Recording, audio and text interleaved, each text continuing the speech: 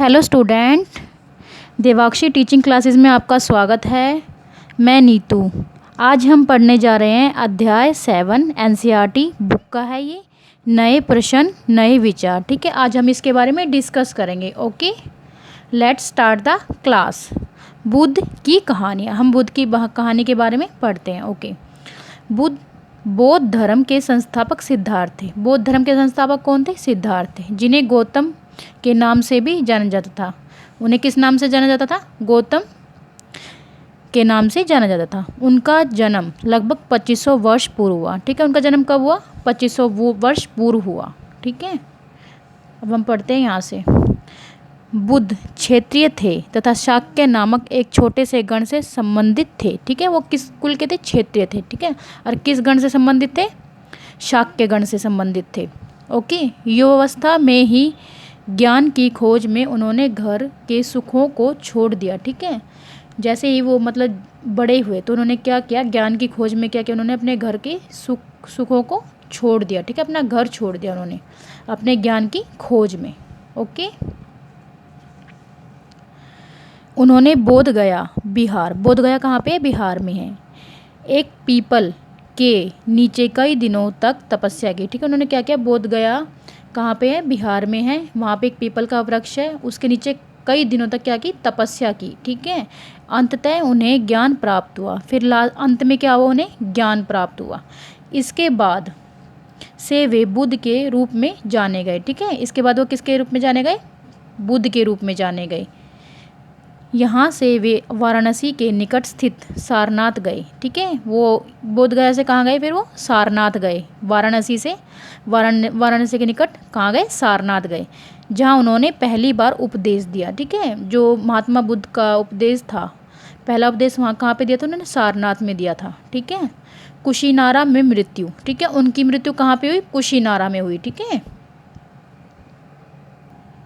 अब हम पढ़ते हैं सारनाथ स्तूप के बारे में। ठीक है, यहीं पर बुद्ध ने अपना सर्वप्रथम उपदेश दिया। ठीक है, सारनाथ स्थान था जहाँ पे उसने क्या किया? जो बुद्ध थे उन्होंने अपना प्रथम उपदेश दिया था। ठीक है, इसी घटना की स्मृति में यहाँ स्तूप का निर्माण किया गया। ठीक है, जब उन्होंने उपदेश दिया तो क्या किया? वहाँ पे स्तूप का निर्माण करवाया गया उनकी स्मृति के रूप में। ठीक है, अब हम यहाँ से पढ़ते हैं।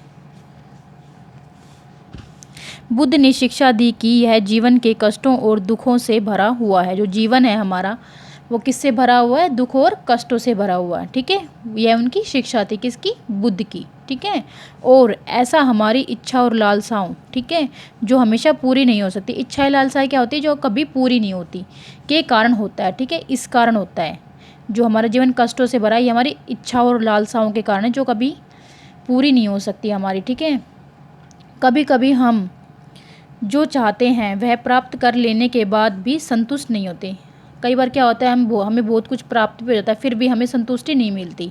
ठीक है, कि हमें और चाहिए, हम इस उम्मीद में रहते हैं कि हमें और चाहिए और चाहिए। ठीक है, एवं और अधिक अथवा अन्य वस्तुओं को पाने की इच्छा करने लगते हैं। ठीक है, फिर हम क्या करते हैं? और अधिक पाने की इच्छा रखने लग जाते हैं।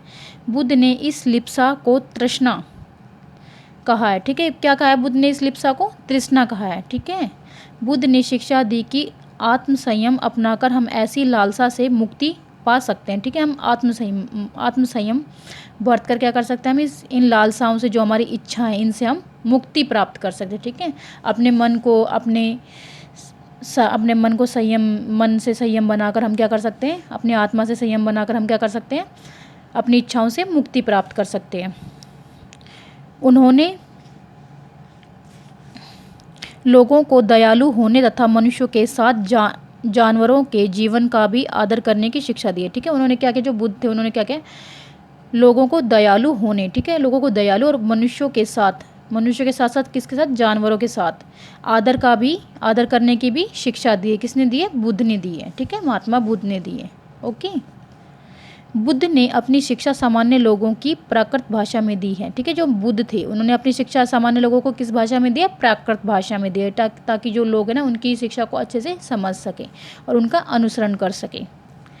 बुद्ध ने कहा कि लोग किसी शिक्षा को केवल इसलिए नहीं स्वीकार करें कि यह उनका उपदेश है। ठीक है, जो बुद्ध थे उनका मानना था कि लोग इन शिक्षाओं को इसलिए स्वीकार ना करें क्योंकि यह उनका उपदेश है, बल्कि वे उसे अपने विवेक से मापे, ठीक है, मतलब जो उनकी जो दिमाग की शक्ति है उससे मापे, ठीक है, अपने विवेक से मापे उसको। ओके, अब हम पढ़ते हैं उपनिषद के बारे में, ठीक है। कुछ मृत्यु के बाद के जीवन के बारे में जानना थे, जो कुछ लोग थे वो क्या करते थे, मृत्यु के बाद के जीवन के बारे में जानना चाहते थे। ओके, इनमें से अधिकांश चिंतकों का यह मानना था कि इस विश्व में ऐसा तो कुछ तो ऐसा है जो कि स्थायी है और जो मृत्यु के बाद भी बचा रहता है, ठीक है। जो कुछ थे लोग थे उनका मानना क्या था कि मतलब कुछ ऐसा है जो मृत्यु के बाद भी मतलब बचा रह जाता है यहाँ पे, ठीक है। उन्होंने इसका वर्णन आत्मा तथा ब्रह्मा अथवा सार्वभौम आत्मा के रूप में किया, ठीक है। किसके रूप में किया है इसका वर्णन, आत्मा, ब्रह्मा और सार्वभौम आत्मा, मतलब जो कभी ना मिटने वाली आत्मा के रूप में किया है, ठीक है। वे मानते थे कि अंततः आत्मा तथा ब्रह्मा एक ही है, ठीक है। उनका मानना था कि जो आत्मा होती है और ब्रह्मा मतलब जो भगवान है वो एक ही है, ठीक है। उपनिषद उत्तर वैदिक ग्रंथों का हिस्सा थे। उपनिषद किसका हिस्सा था, उत्तर वैदिक ग्रंथों का हिस्सा थे। उपनिषद का शाब्दिक अर्थ है गुरु के समीप बैठना। जो उपनिषद था उसका अर्थ क्या है, गुरु के समीप बैठना, ठीक है, गुरु के समीप बैठकर ज्ञान प्राप्त करना, ठीक है। चर्चाओं में भाग लेने वाले अधिकांश पुरुष ब्राह्मण तथा राजा होते थे, जो चर्चाओं में भाग लेते थे, ठीक है। जैसे चर्चाएं होती थी, सभाएं होती थी, उनमें कौन लोग भाग लेते थे, पुरुष होते थे, पुरुष ब्राह्मण होते या फिर राजा होते थे, ठीक है। कभी कभी गार्गी जैसी स्त्री विचारकों का भी उल्लेख मिलता है। कभी कभी जो गार्गी है, मतलब गार्गी एक क्या थी, स्त्री थी, ठीक है, जो विचार विमर्श करती थी, वाद विवाद करती थी, ठीक है, उसका भी उल्लेख मिलता है। विद्वता के लिए प्रसिद्ध गार्गी राज दरबारों में होने वाले वाद विवादों में भाग लिया करती थी। जो गार्गी थी वो क्या करती थी, मतलब प्रसिद्ध थी किसके, राज दरबारों में भाग लेने में, जो वाद विवाद होते थे उसमें, ठीक है, भाग लेने में प्रसिद्ध थी। कौन थी, गार्गी, ठीक है। एक प्रसिद्ध उपवाद सत्यकाम जबाल का है, ठीक है। एक प्रसिद्ध उपवाद किसका है, जो वाद विवाद है वो किसका है, सत्यकाम जबाल का है, ठीक है। अब इसके बारे में पढ़ते कौन थे सत्यकाम जबाल। सत्यकाम जबाल का नाम उसकी दासी माँ के नाम पर पड़ा, ठीक है। सत्यकाम जबाल का नाम किसके नाम पर पड़ा, उसकी दासी माँ थी, ठीक है, उसके नाम पर पड़ा सत्यकाम जबाल, ठीक है। सत्यकाम के मन में सत्य जानने की तीव्र जिज्ञासा उत्पन्न हुई, ठीक है। जो सत्यकाम थे उनके मन में क्या हुआ कि सत्य को जानने की जिज्ञासा थी, मतलब तीव्र जिज्ञासा थी उनके मन में। गौतम नामक एक ब्राह्मण ने उन्हें अपने विद्यार्थी के रूप में स्वीकार किया, ठीक है। जो गौतम थे, एक ब्राह्मण थे, उन्होंने क्या किया, उसे अपने विद्यार्थी के रूप में स्वीकार किया, मतलब अपनाया, एक विद्यार्थी के रूप में उसे अपनाया, तथा वह अपने समय के सर्वाधिक प्रसिद्ध विचारकों में से एक बन गए। कौन बन गए, जो ये थे गौतम बुद्ध थे, जो गौतम बुद्ध नहीं सॉरी सत्यकाम जबाल थे, ठीक है, वे प्रसिद्ध विचारकों में से एक बन गए, ठीक है। उपनिषदों में के कई विचारों का विकास बाद में प्रसिद्ध विचारक शंकराचार्य के द्वारा किया गया, ठीक है। उपनिषदों के कई विचार, ठीक है, कई विचारों का विकास किसके लिए प्रसिद्ध था, वो शंकराचार्य द्वारा प्रसिद्ध था, ठीक है। शंकराचार्य जो थे उनके द्वारा किया गया, ठीक है। उपनिषदों के विचारों का विकास, ठीक है, शंकराचार्य के द्वारा किया गया। ओके, अब हम पढ़ते हैं व्याकरणविद पाणिनि के बारे में, ठीक है। ये है प्रसिद्ध विद्वानों में एक पाणिनि ने संस्कृत भाषा के व्याकरण की रचना की, ठीक है। जो पाणिनि थे उन्होंने क्या थे, प्रसिद्ध विद्वान थे पाणिनि, और उन्होंने क्या किया, संस्कृत भाषा में व्याकरण की रचना की, ठीक है। उन्होंने स्वरों और व्यंजनों को एक विशेष क्रम में रखकर उनके आधार पर सूत्रों की रचना की, ठीक है। जो उन्होंने क्या किया, स्वर और व्यंजन को एक क्रम में बांधकर, मतलब क्रम में रखकर सूत्रों की रचना की, ठीक है। जो ये पाणिनि थे इन्होंने, ये सूत्र बीजगणित के सूत्रों से काफ़ी मिलते जुलते थे। किसके सूत्रों से मिलते थे, ये बीजगणित के सूत्रों से मिलते थे। जो व्याकरण के सूत्र थे ना, ये बीजगणित के सूत्रों से काफ़ी मिलते जुलते थे। इसका प्रयोग कर उन्होंने संस्कृत भाषा के प्रयोगों के नियम लघु सूत्रों लगभग 3000 के रूप में लिखे, ठीक है। जो संस्कृत भाषा थी उन्होंने क्या किया, संस्कृत भाषा के प्रयोग के नियम, ठीक है, जो संस्कृत भाषा के प्रयोग के नियम थे उन्हें लघु सूत्रों में लिखा, ठीक है। 3000 के रूप में, लगभग 3000 साल पहले लिखा, ठीक है, लघु सूत्रों के रूप में 3000 साल पहले लिखा।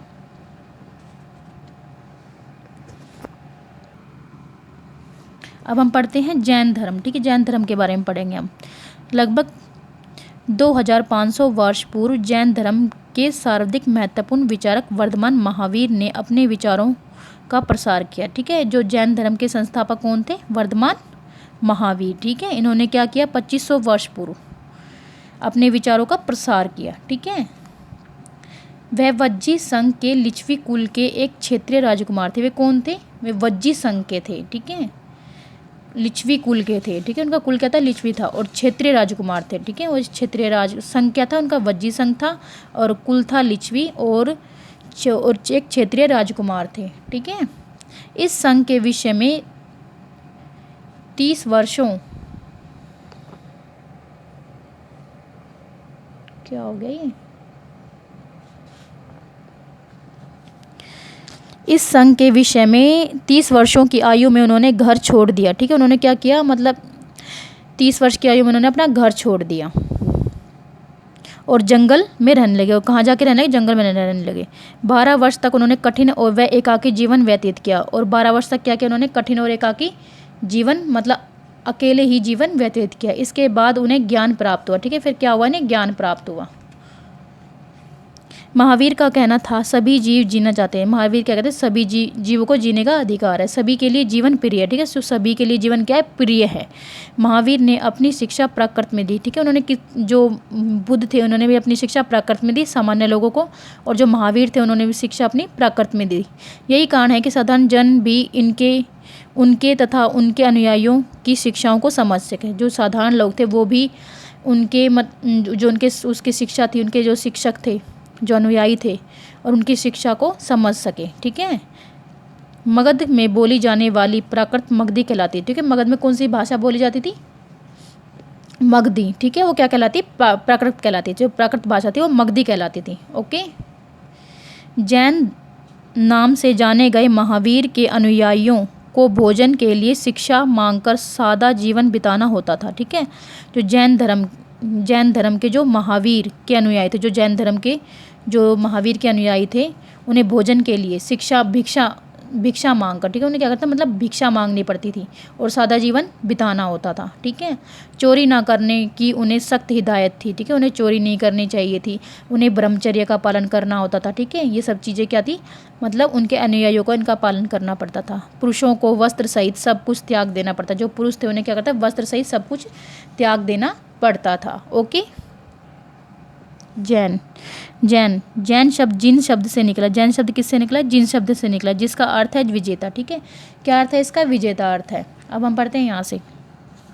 मुख्यतः व्यापारियों ने जैन धर्म का समर्थन किया। जो व्यापारी थे उन्होंने जैन धर्म का समर्थन किया, ठीक है। किन्होंने जैन धर्म का समर्थन किया? व्यापारियों ने किया। जैन धर्म उत्तर भारत के कई हिस्सों के साथ साथ गुजरात, तमिलनाडु और कर्नाटक में भी फैल गया। जैन धर्म कहाँ कहाँ फैला? उत्तर भारत के कई हिस्सों में, जैसे कि गुजरात में, तमिलनाडु में और कर्नाटक में। उत्तर भारत के साथ साथ इन हिस्सों में भी फैला, ठीक है। महावीर तथा उनके अनुयायियों की शिक्षाएं कई शताब्दियों तक मौखिक रूप में ही रही, ठीक है। जो महावीर थे और इनके अनुयायियों की शिक्षा किस मौखिक रूप से रही, ठीक है। जो मौखिक मतलब मुख से बोलने वाली शिक्षा थी, इनकी मौखिक शिक्षा थी।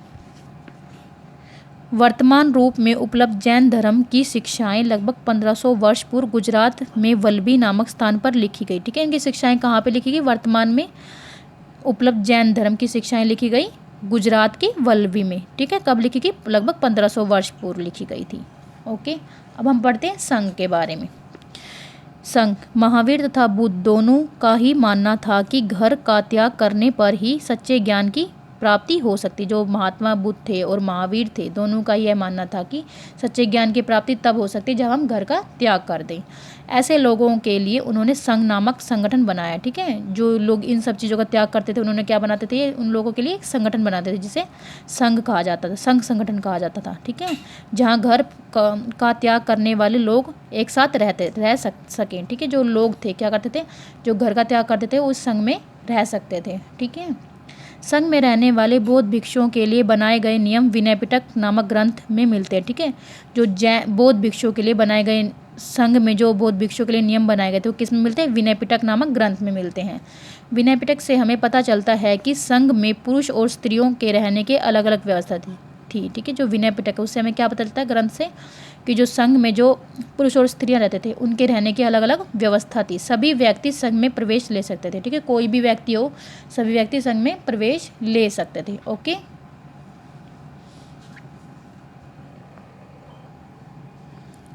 संघ में प्रवेश लेने वाले स्त्री पुरुष बहुत सादा जीवन जीते थे। जो स्त्री पुरुष थे संघ में रहने वाले बहुत ही सिंपल सा और साधारण सा जीवन जीते थे। वे अपना अधिकांश समय ध्यान करने में बिताते थे। ठीक है, वो क्या करते थे, ध्यान करने में अपना ज़्यादातर समय बिताते थे।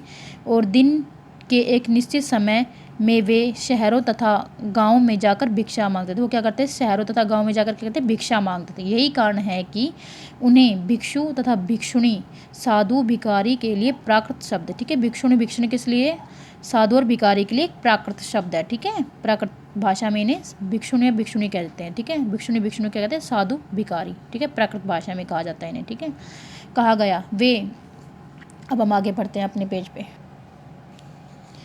किसी तरह की आपसी लड़ाई का निपटारा करने के लिए वे प्राय बैठ के भी क्या करते थे। मतलब क्या होती थी, जो आपसी लड़ाई का निपटारा करने के लिए यहाँ बैठ के बुलाई जाती थी, किसमें, संघ में। ठीक है, संघ में प्रवेश लेने वालों में ब्राह्मण, क्षेत्रीय, व्यापारी, मजदूर, नाई, गणिकाएं, दास शामिल थे। ठीक है, संघ में प्रवेश लेने वाले कौन थे, ब्राह्मण थे, क्षेत्रीय थे, व्यापारी थे, और मजदूर और नाई और गणिकाएँ, ठीक है, और दास शामिल थे।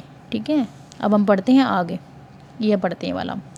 ठीक है, यह कार्ले वर्तमान महाराष्ट्र में स्थित एक गुफा है। ठीक है, ये कार्ले कहाँ पे स्थित है, वर्तमान महाराष्ट्र में स्थित है, कार्ले में। ठीक है, कार्ले गुफा है, एक स्थित एक गुफा है। ठीक है, कार्ले में स्थित गुफा है।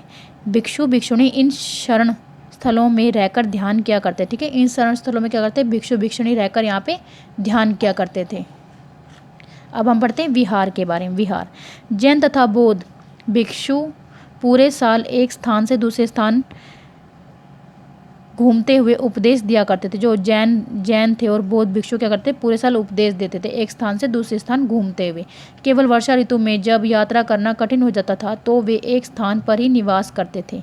ठीक है, जब वर्षा ऋतु, जब बारिश होती थी तो वो क्या करते थे, मतलब उनका एक स्थान से दूसरे स्थान जाना असंभव हो जाता था, तो वो क्या करते थे, एक ही स्थान पर निवास करते थे।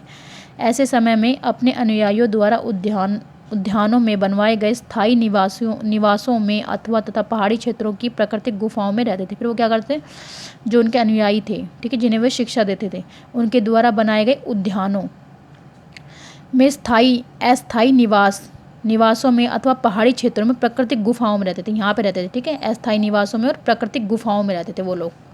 ठीक है, जिन्हें क्या कहा था, विहार कहा जाता था। अब हम विहार के बारे में पढ़ते हैं थोड़ा सा।